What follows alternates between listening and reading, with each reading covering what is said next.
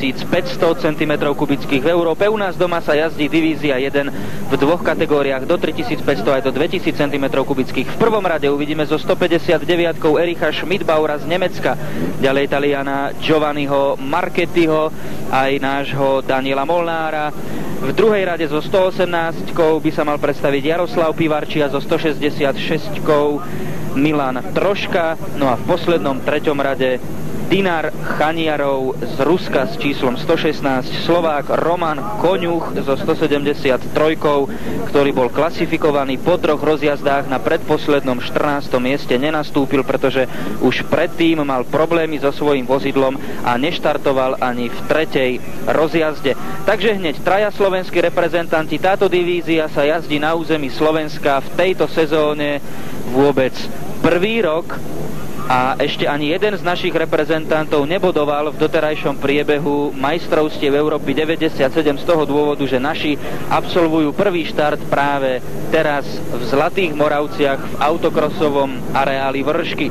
Takže ešte raz, v prvom rade v strede stojí najlepšie postavený jazdec spomedzi tejto šestky pretekárov. Erich Schmidbauer vybral si prostrednú pozíciu, v prvom rade má číslo 159, jeho vozidlo Daewoo Nexia 1600, vedľa neho na kraji Giovanni Marchetti, to je ten pretekár vľavo, a v prvom rade aj náš Daniel Molnár, ale spomedzi prvej trojice vyštartoval najhoršie, aj stále na treťom mieste, ale na prvú pozíciu sa už prepracoval 23-ročný Talian Giovanni Marchetti na vozidle Lancia Delta.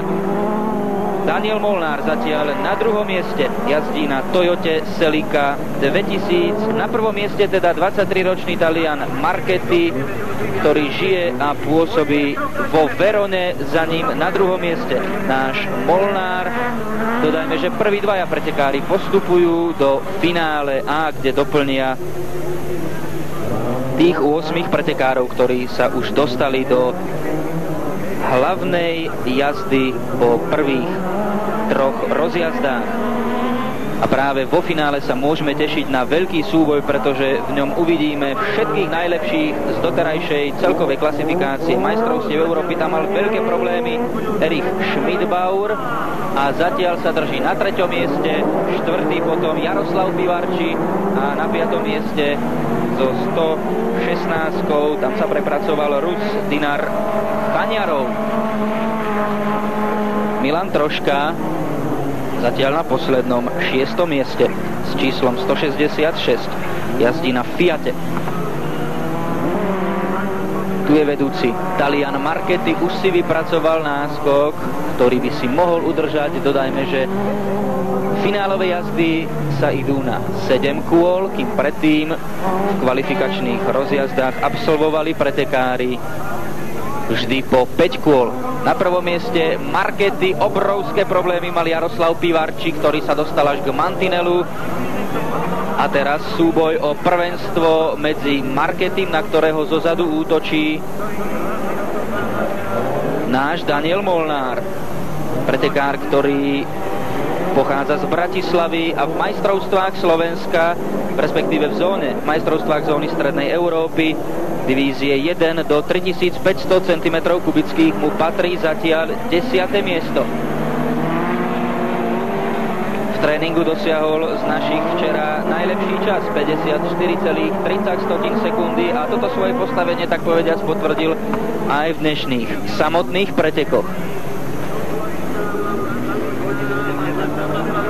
Prvá dvojica už získala veľmi výrazný náskok pred ďalšími pretekármi. Daniel Molnár stále na druhom mieste, asi s 15-metrovou stratou na vedúceho Giovanniho Marchettiho.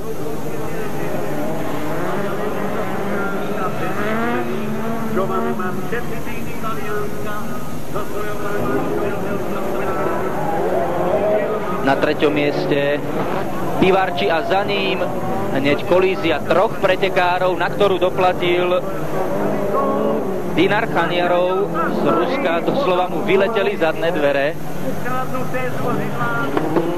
A napriek tomu pokračuje ďalej podobne aj Smoliar, tohto B finále Schmidbauer a zo 166 aj Čech Milan Troška na Fiate.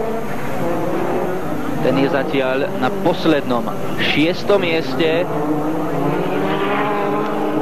Na čele sa odvíja tento súboj Marchetti Molnár.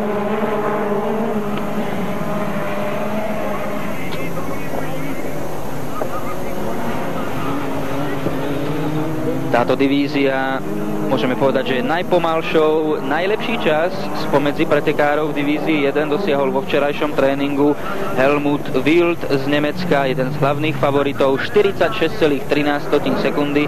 Na jedno kolo bol výrazne najlepší, veď pred svojím krajanom Erichom Schmidbauerom, ktorého vidíme aj v tomto B-finále, mal náskok 5,34 sekundy.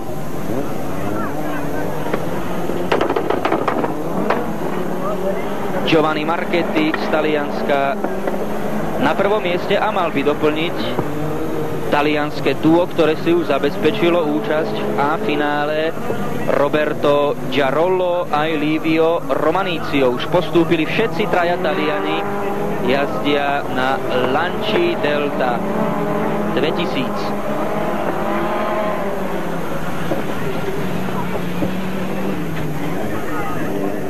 Na treťom mieste je zatiaľ Jaroslav Pivarči, slovenský reprezentant, za ním Rus Chaniarov a Nemec Schmidbauer.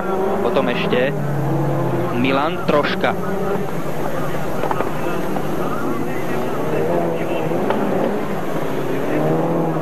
Marchetti už zvýšil svoj náskok pred Molnárom, tu je smoliar Schmidbauer.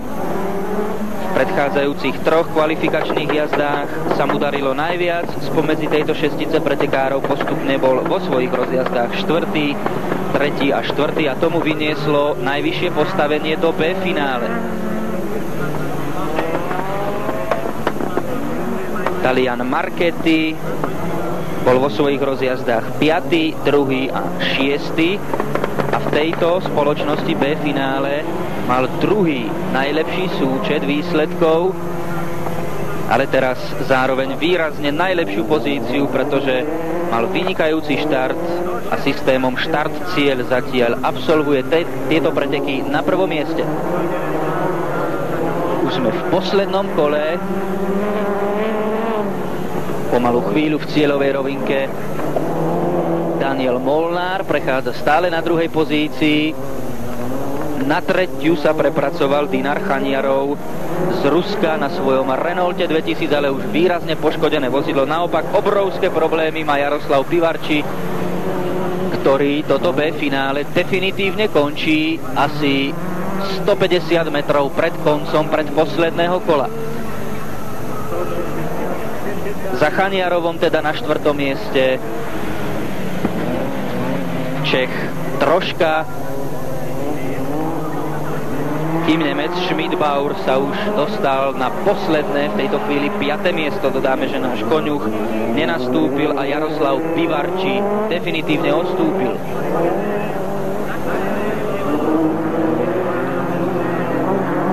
Víťazom B-finále teda Giovanni Marchetti z Talianska, zabezpečil si účasť v A-finále, podobne aj muž, ktorého vidíte v tejto chvíli na druhom mieste, slovenský reprezentant Daniel Molnár.